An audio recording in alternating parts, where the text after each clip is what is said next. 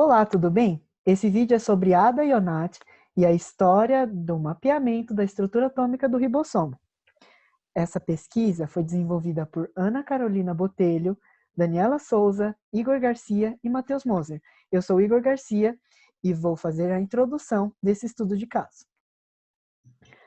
O estudo do mapeamento da estrutura atômica do ribossomo rendeu o Nobel de Química em 2009. Esses 3 cientistas foram agraciados com o prêmio: Venki Ramakrishnan, Ada Ionat e Thomas Stites. No entanto, a nossa apresentação se centrará sobre a figura da Ada e tio Ionat, por ter sido, dentre os 3 aqui presentes, a pioneira. Oi, eu sou a Ana Botelho. Durante todo esse trabalho, nós vamos usar um modelo didático, porque como se pode ver nesse corte de célula horizontal, é muito difícil se enxergar os ribossomos. Aqui está nosso modelo didático. Você consegue observar que os ribossomos são divididos em 2 subunidades, que se ligam para realizar a síntese proteica. Bom, como a Ana disse, aqui temos as subunidades, e ao centro, a união destas durante a síntese proteica. A menor delas é denominada 30S e a maior delas é denominada 50S. Ambas as subunidades são compostas por proteínas e por RNA ribossômico. Por sua vez, essas estruturas são formadas por nucleotídeos, que são um aglomerado de milhares de átomos. A pesquisa, como já dito, é centrada no mapeamento da posição desses átomos. No entanto, algumas perguntas podem surgir. A primeira delas é: como mapear a posição dos átomos em um complexo de macromoléculas como o ribossomo? Para mapear a posição desses átomos foi utilizada a cristalografia de raio-x. Essa ferramenta, basicamente, é quando se incide radiação eletromagnética em um cristal. Outra pergunta que se faz é qual a dificuldade de realizar esse mapeamento? Bom, além do fato de que interpretar a posição desses milhares de átomos apenas tendo as suas difrações ser de cara um trabalho extremamente árduo, o ribossomo é uma estrutura proteica, ou seja, quando incidimos raio-x, ela se desnatura por conta da sua instabilidade.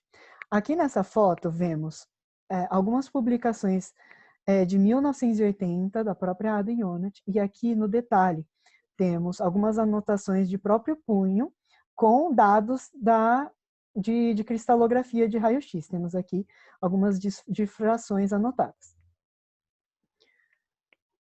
Outra pergunta que pode surgir é: como resolver o problema dessa instabilidade? Bom, para resolver esse problema, a Ada levou em inspiração um artigo sobre a hibernação de ursos. Pois durante a hibernação, os animais empacotam seus ribossomos de uma maneira ordenada, como se fosse um cristal. E assim a atividade ribossomal permanece eficiente por meses. Então, a Ada buscou organismos que vivessem em condições adversas, parecidas com uma condição de hibernação. Logo, seus ribossomos permaneceriam ordenados durante toda a vida. Os organismos que apresentaram mais estabilidade para essa função foram 2 bactérias extremófilas. A primeira é a Thermus thermophilus, que foi utilizada para a cristalização da subunidade 30S. Já a segunda é a Deinococcus radiodurans, que foi utilizada para a cristalização do 50S. Outra pergunta que se faz é qual o impacto dessa pesquisa? Antes de responder essa pergunta, é importante recapitularmos o conceito de o que é uma proteína. Bom, basicamente, a proteína é uma sequência de aminoácidos. Ao todo, são 20 diferentes tipos de aminoácidos encontrados na natureza. Eles se unem por uma ligação que chamamos de ligação peptídica. Essa ligação peptídica consiste na união entre 2 aminoácidos com a liberação de uma água. Aqui temos um esquema de como seria essa reação com 2 aminoácidos genéricos. Bom, além disso, quem dita a ordem e o tipo de aminoácido que compõe uma determinada proteína é o código genético, transcrito na forma de RNA mensageiro.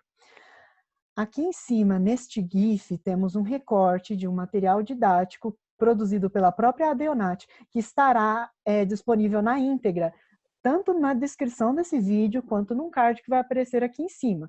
Quem se interessar poderá conferir esse material depois. Vamos identificar alguns elementos aqui presentes. Aqui ao centro, em rosa, um pouco avermelhado, temos o ribossomo. Essas estruturas na cor marrom são RNAs transportadores.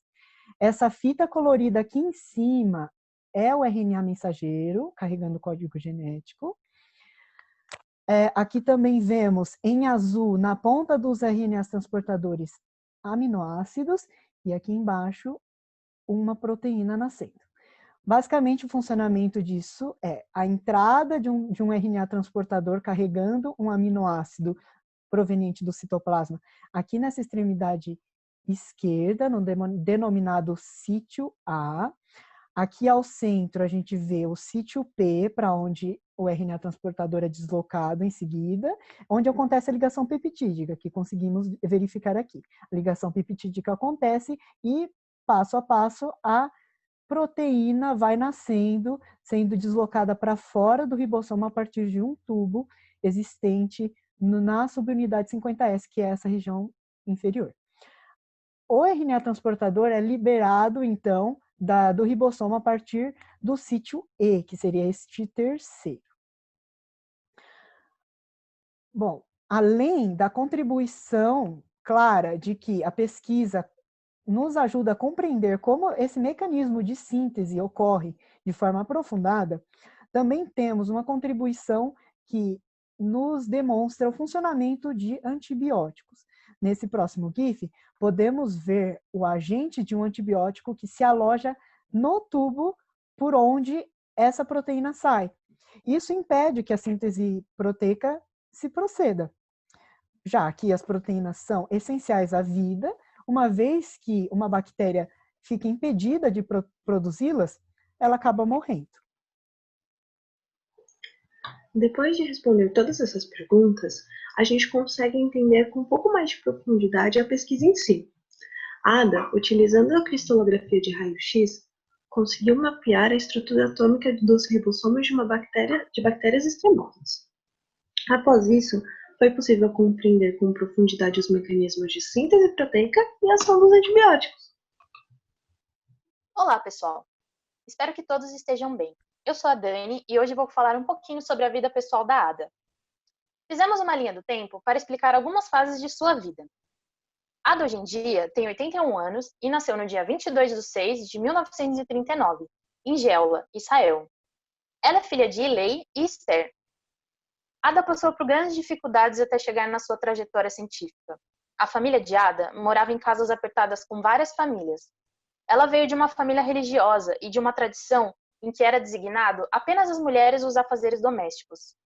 Mas mesmo com isso, Ada nunca desistiu de ser uma grande cientista. Com apenas 5 anos, Ada fez sua primeira experiência científica no apartamento mediano em que a família dela morava. Ela mediu o apartamento com os móveis da casa, mas a experiência não deu muito certo. Como a própria Ada disse, não alcancei o teto, caí de costas no chão e quebrei meu braço. Seus pais e sua professora sempre apoiou sua curiosidade, estimulando sempre aos estudos. Aos 11 anos, Ada perdeu seu pai e com isso ela teve que ajudar a sustentar a família, mas não parou de estudar. Após a morte de seu pai, a família teve que se mudar para Tel Aviv, lugar onde a Ada ensinou matemática e química a outros alunos. Ada teve sua formação acadêmica excepcional. Formou-se em Química Bacharel na Universidade Hebraica de Jerusalém e obteve seu mestrado em Bioquímica em 1964. Doutorado no Instituto Weizmann de Ciência, estudando as estruturas do colágeno através da cristalografia de raio-x, e seu pós-doutorado no MIT. Ela foi chefe de pesquisas junto com o seu professor Heinz Günther no Instituto Max Planck, onde foi criado um laboratório que foi, durante mais de uma década, o único centro de cristalografia de proteínas em Israel. Ada sempre deixou claro o apoio de sua família nas entrevistas. Ela tem uma filha chamada Hagit, que se formou em medicina e atua como médica no Centro Médico Sheba. Não conseguimos achar a data de nascimento de sua filha, mas em todos os prêmios que Ada foi prestigiada, ela citava sua família. Inclusive no Nobel, Ada citou sua famosa frase: "Nobel é tão importante quanto o prêmio de vovó do ano". Aqui temos uma foto de Ada, sua filha e sua neta Noah. Dá para perceber que Ada sempre precisou e gosta do apoio da sua família nas suas premiações.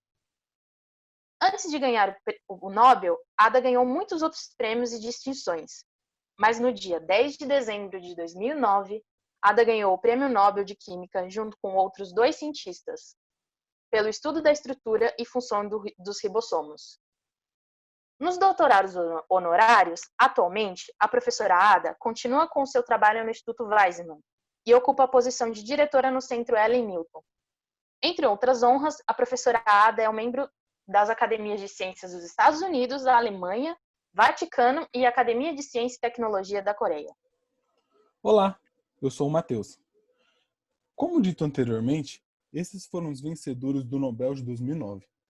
Mas essa história não é contada apenas por essas figuras.